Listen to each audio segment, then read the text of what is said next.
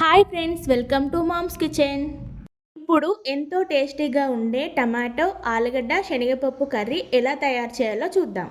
Stove on చేసుకొని cooker పెట్టి అందులో 2 టేబుల్ స్పూన్ ఆయిల్ వేసుకొని ఆయిల్ హీట్ అయిన తర్వాత 1 స్పూన్ జీలకర్ర, 1 ఉల్లిపాయ కట్ చేసి వేసుకోవాలి. కర్రీని కుక్కర్లో చేయడం వల్ల త్వరగా అయిపోతుంది, టేస్ట్ కూడా చాలా బాగుంటుంది. ఇప్పుడు ఇందులో పచ్చిమిర్చి, 1 స్పూన్ అల్లం, కొద్దిగా పసుపు వేసుకొని కలుపుకోవాలి.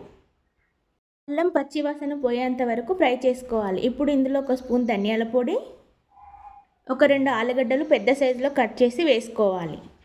ఆలుగడ్డలు 2 మినిట్స్ ఫ్రై అయిన తర్వాత 1 గంట సేపు నానబెట్టుకున్న శనగపప్పు కూడా వేసుకొని ఫ్రై చేసుకోవాలి.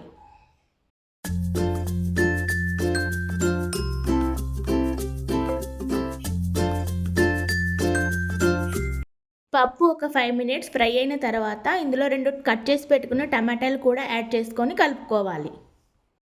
టమాటాలు కొద్దిగా మగ్గిపోయిన తర్వాత ఇందులో 2 టేబుల్ స్పూన్ల కారం, టేస్ట్కు సరిపడిన ఉప్పు వేసుకొని కలుపుకోవాలి.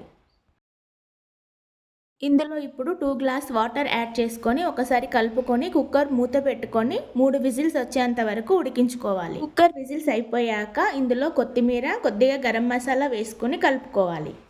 అంతే అండి, ఎంతో టేస్టీగా ఉండే టమాటో ఆలుగడ్డ శనగపప్పు కర్రీ రెడీ. ఇది రోటీలోకి, రైస్లోకి చాలా బాగుంటుంది. ఒకసారి తప్పకుండా ట్రై చేయండి. Like, share and subscribe my channel. Thanks for watching.